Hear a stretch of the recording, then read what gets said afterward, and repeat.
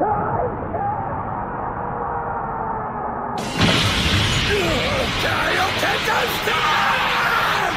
guys, so a little disclaimer before the video starts. We were supposed to get our case in of Set 4 Colossal Warfare, but apparently in Canada the distributors haven't even got theirs yet. I said that weird. Distributors is what I meant. Haven't gotten theirs yet. So, we don't have any video for you guys because we don't have any cards. Hopefully our next video that comes out will be our Set 4 case unboxing. They're thinking they'll get it in by Monday. So hopefully we can get that out to you by Tuesday, Wednesday at the latest, so you guys can enjoy that. So enjoy this Kid Goku deck profile presented by our good buddy Pilgor. Hey guys, Kaioken Casca's here. And today we're doing another deck profile. This was my first deck that I started with. I'm using a yellow Saiyans deck, yellow Great Apes Saiyans, with Kid Goku as the leader, and yeah, he's pretty easy to use. So I'll explain his effects now.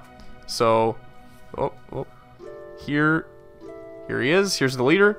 So his effects are look at one. This is once per turn, so you can do this every turn. Look at the top 10 cards from your deck. Choose up to one Bulma among them and add it to your hand, then shuffle your deck. So, with this, we search for, there are 2 Bulmas in this deck, 2 different types of Bulmas, and every turn while we're on this side, you may as well just search for a Bulma, because even if you're not using it, it's a free energy at the very, well, a free energy for the turn after at the very least. You can't search before you place down energy, obviously, but it'll be free energy for the next turn if you don't use it. And then when you awaken, you untap 2 mana or energy. So I like that effect because it allows you to continue a play after you flip. Drawing 2 cards is good depending on your deck, and it would be good for this deck, but the 2 energy flipping is still good. So then on the awaken side, we have uncontrollable Great Ape Son Goku.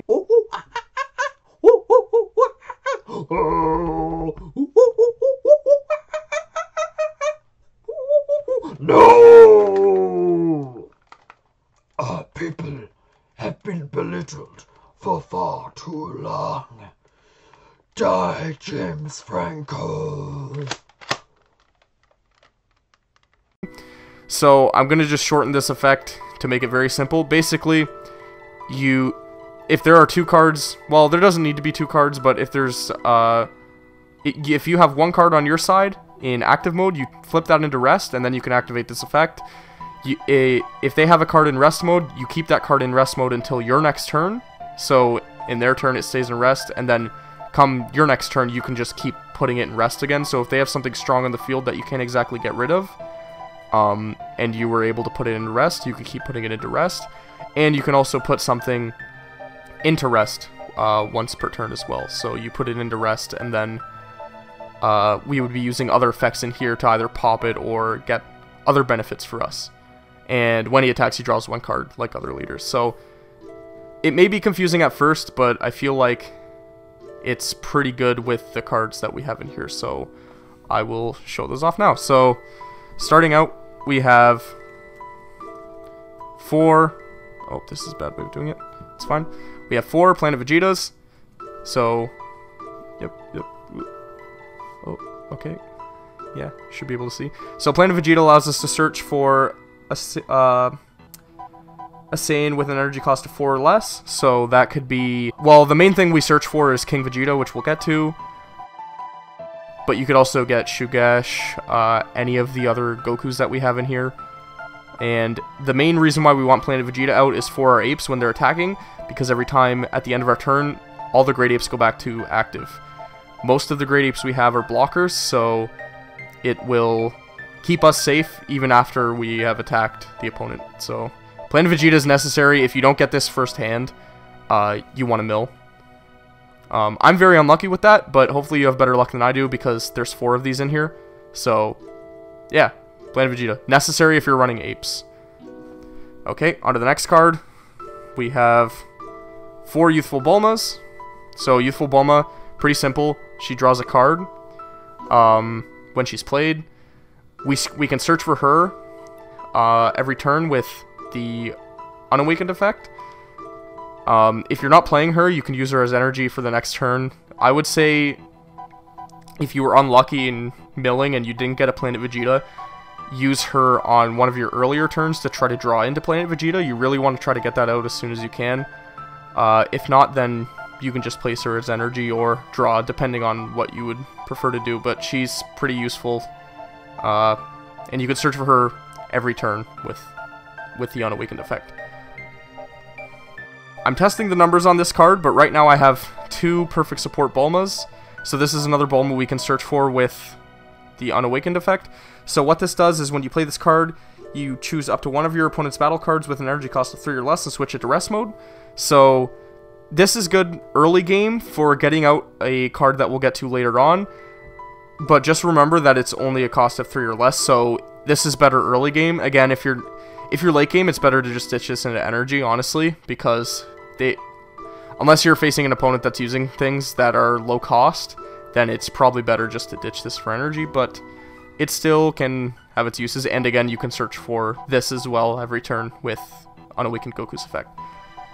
Okay, moving on to the first Saiyan of our deck, we have Unwavering Solidarity Fasha. She's a 1-drop blocker with 5k. She's not the best card, but we use her because we'll be evolving a Great Ape onto her. She's a blocker though, so 1-cost blocker isn't bad at all. She can be useful. You could play her on first turn if you don't have a youthful Bulma, which, let's say you get unlucky, you don't have one in your hand to start with, and you also don't draw into one from Goku's effect. You can just place Fasha for some safety instead because she is a blocker. So we run 3 of those in this deck. Okay, up next we have another Saiyan. We run 4 of him. This is Unwavering Solidarity Tora. So Tora's effect is, his permanent effect is if your opponent has 2 or more battle cards in rest mode, this card gets played from your hand without paying his energy cost. So late game, this can still be played pretty freely because if they have 2 cards on the field and one of them has attacked, Great Ape Son Goku Awakened can flip 1 and then we'll be able to play him for free. Also, if they are aggroing you pretty early on, let's say they have 2 cards out and they're attacking you, just beating you down, you can play this out for free. He proves his worth. I wouldn't generally try to pay his energy cost. I would try to get him out for free. But if you're really desperate, you can't pay his energy cost and get him out. He's 10k, 2-drop. He's pretty useful, and also he has a Great Ape form that we'll be getting into a bit later. So for the first of our Great Apes, we have 3 Hidden Power Great Ape Fashas. So her effect is, at the end of a battle, after you combo with this card, choose up to 1 Fasha in your battle area and evolve it into this card. So we need to have Fasha on the field for this to work, the Saiyan form Fasha. So if we combo with this card, then we place it on top of Fasha at the end of the battle phase, and it'll become this card. And so when Fasha evolves into this card, you choose up to 2 of your opponent's battle cards and switch them to rest mode. So this can help get Tora out if they have 2 cards on the field. If let's say if you have a Fasha out only, you can combo with, or you can swing with your leader, combo with this card, and then if they have 2 cards on the field, you can put them into rest mode, play your Tora for free. If you have any mana left, you can do the combo with Tora, but these combo costs we won't need to worry about later on in the game, and I'll show you why later. But yeah, Fasha is good for, she has very good synergy with Tora. And if you need to just play her straight up, if you're desperate, she is only 3 cost compared to Great Ape Tora's 4 cost. Okay, so on to Great Ape Tora now. So Great Ape Tora's effect, similar to Fasha's, when you combo with him, if you have a Tora on the field, this card will turn into Tora. And his effect is, when a card evolves into this card, choose up to 1 of your opponent's battle cards in rest mode and KO that card. So this also works well with Fasha because she puts 2 cards into rest mode, and then you can choose one of those to KO with this Tora. So if you have 2 Toras on the field and you put 2 of these, you can kill the 2 cards that Fasha just put into rest mode, for example. Tora is probably one of the better Great Apes, honestly, because his effect is really good. He has 4 cost compared to Fasha's 3. Although he does have 20k instead of Fasha's 15. Both of these are blocker, by the way. All Great Apes except for one are blocker. So yeah, Tora, pretty good ape. We run 4 of these as opposed to Fasha's 3 because he is just better. Okay, on to the next. So this is one of our better search engines. Lord of the Great Apes, King Vegeta. So when you play this card, choose up to 1 Great Ape with an energy cost of 5 or less from your deck and add it to your hand, then shuffle your deck.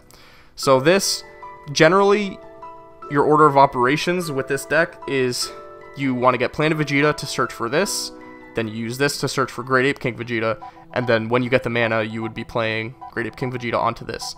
So you can Shugesh this if you're low enough as well, because he has 3-drop. Generally, I would say search for Great Ape King, but you can search for other apes if, let's say, you don't have any more in your deck, or yeah, you can search for other apes if you want to as well, but I would generally advise searching for Great Ape King. So we run 4 of these. Okay, on to the next. We run 3. These numbers, by the way, have been changing around a lot, but these are the ones I've been using recently. You can switch these numbers around in any way that you want, whatever works best for you, because there is a good bit of freedom with this deck, I would say. So this is the main point of your deck for Great Apes. I would say always run this in Apes. Absolute Defense, Great Ape King Vegeta, so he evolves with 2 yellow and 1 any other color energy onto King Vegeta. He's Double Strike, permanent, or sorry, his permanent is all yellow Saiyan cards in your battle area gain barrier, and this includes himself. So he gives barrier to every other yellow Saiyan and himself. It doesn't say he gives it to himself, but trust me, he gives it to himself. And his permanent is reduce the combo cost of all Saiyan cards in your hand by 1. So there is no color restriction on that all Saiyans cost, or the all combo cost of all Saiyans reduced by 1. So that will come into play later on in this deck. But this is the main card you want to get out, because this keeps your other apes safe. Yes, the other apes are blocked, and by the way, this is, as far as I'm aware, the only Great Ape that doesn't have blocker.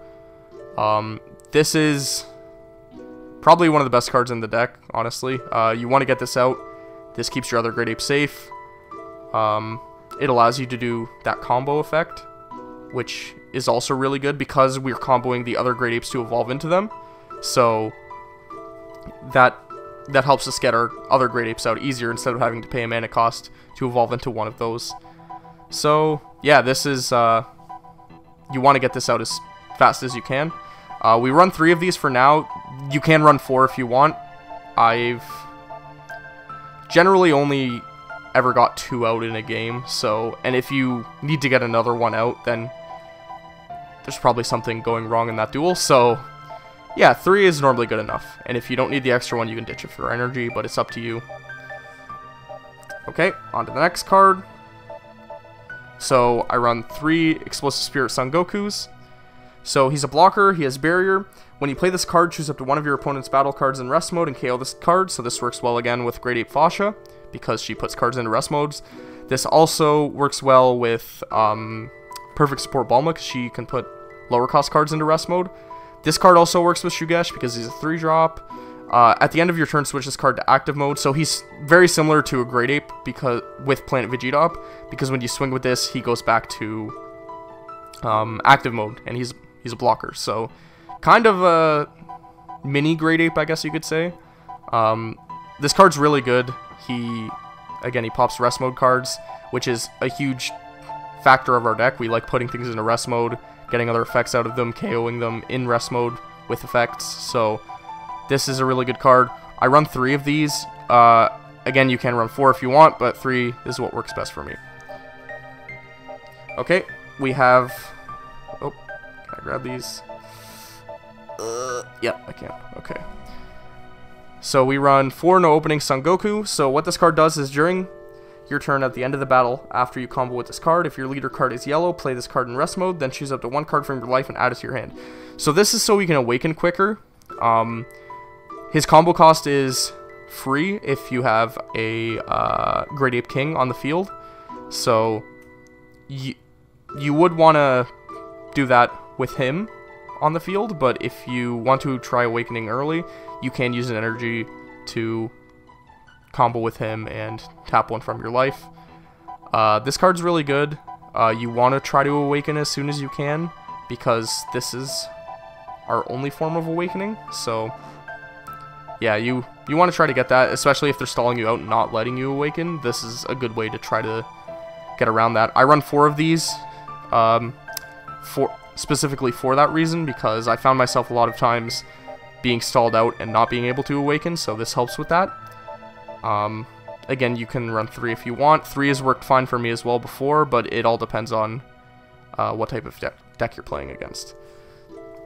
We run 4 Unwavering Solidarity Shugeshes for our super combos. So, in case you don't know what Shugesh does by now, he's a super combo. When you combo with this card, if your leader card is yellow and your life is at 4 or less, this card gains 10,000 combo power for the duration of the turn, then choose up to 1 Saiyan in your hand with an energy cost of 3 or less and play it. So this works with a lot of our Saiyans because a lot of them are 3 or less. So, I mean, the ones you would want to play are the 3 drops with effect. Explosive Spirit, Lord of the Great Apes King, like Saiyan King Vegeta. Those are the main 2 you would want to play with this. Or you could just super combo with it if you really need to. You don't need to use this effect, but it's recommended, obviously. Yeah, Shugesh is, I mean, it's Shugesh. It's pretty good. So, and I wouldn't say it's necessary for this deck. Like, I could manage without it. There is a counter coming out to this soon. So if Shugesh ends up becoming really that much worse after that comes out, it's not completely necessary to have Shugesh. He works pretty well for this deck, though. I haven't found myself extremely needing him, but he's good. Okay, and then time for our negate of the deck. We run 4 Flying Nimbuses. So what this card does is you negate the attack, then you may place 1 yellow card in your hand in the drop. Yes, 1 yellow card in your hand in the drop area. If you do so, your opponents can only attack 1 more time with battle cards for the duration of the turn. Nimbus, you can switch this out for Crusher Ball if you, depending on what you're facing. I've done that in the past, just side deck Crusher Balls depending on what type of deck you're facing. If you're facing something that has a lot of cards on the field, I would advise Nimbus. If there's just kind of one big boss monster that they want to drop, then Crusher Ball is probably better. Crusher Ball also synergizes well with this deck because it puts them into rest mode, so you can get rest mode effects. But Nimbus is probably the better negate overall, I would say, because you can negate the attack no matter what, and then you may place 1 yellow card in your hand in the drop area if you want to add the other effect if they have a lot of cards on the field. So Nimbus, really good card. Again, you can side out for Crusher Ball if you want, but it's your choice. I run 4 of them. And the last card in our deck are from the starter deck, the Unbreakable Super Saiyan Son Goku. He is red, but we don't ever play him. The point of this card for us is we want to get his combo cost to be free. Sorry, maybe you can see that better. Maybe a little bit. The glare. Yeah, so you don't ever really want to, you're not going to be playing this card, so you don't need to worry about his color being any different. All you're doing with this is when you combo with this card, you draw 1 card. So he's essentially another super combo if you have Great Ape King on the field, because his combo cost will be reduced. Yeah, I just see this as another extra super combo card, honestly. But it is, you do need to have Great Ape King on the field to use this for free, and that's when you would best want to use this.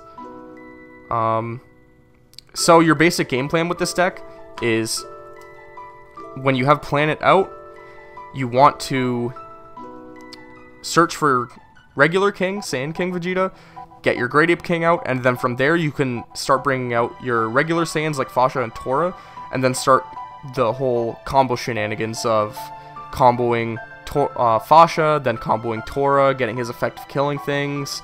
No opening Son Goku becomes free. The Unbreakable Super Saiyan Son Goku becomes free. There's a lot of options with comboing, and if you're new to this game, I would say this deck is good for teaching you how to combo, because you will be comboing so much, and teaches you when to combo, when you should combo, yeah, general things like that. Okay, guys, so just to show a bit of how this deck is run, I'm going to go through your ideal strategies with your ideal hands for the first few turns. So for your first turn, it is really best possible scenario is to get Planet Vegeta first. So we would play Planet Vegeta, we'd search our deck, grab a... Oh, sorry, yep. Tap the energy cost for that. And then you would search for a King Vegeta. We'll be playing him on turn 3 to get his effect. Also remember that you can use Kid Goku's effect every turn to search for a Bulma, so I would always search and grab a Youthful Bulma or Perfect Support Bulma whenever you can. If you don't get one with your effect, that's fine, but this just gives you more comboing power, energy for the turn after, more hand advantage. So it is always best to use that effect. Okay, so for your second turn, so with one of the Bulmas that you got, you can place that as energy, search for another Bulma. Let's say I get another Youthful. So for your second turn, ideally, best situation would be play a Fasha. She's 1, she's a blocker. And then with your other energy, you could play a Youthful Bulma and draw for a card. You're kind of hoping for either a Great Ape Fasha for later, or a Tora, Great Ape Tora, anything like that that we'll be playing in our later turns. Okay, so turn 3, this is a big turn for us. So you'll be playing, after placing your energy, whatever it is, it could be one of the Bulmas you drew. Lord of the Great Apes King Vegeta, you'll be playing him and searching for a Great Ape King. Yep, make sure to tap your energy. And you'll be searching for Great Ape King. If you're not getting Great Ape King, you'll probably be grabbing Tora. I would recommend Tora more often than not, but it does depend on how many they have in rest mode. So if they're attacking you a lot, I would grab Tora. If they're kind of just waiting there and not really doing much, you could grab Fasha, so you can put them into rest mode to then play some Toras, combo into Toras later on, after evolving this card, which will be on the... after getting this card on the field, which will be on our next turn. Okay, so turn 4, also a huge turn for us, so place your energy down, you're at 4.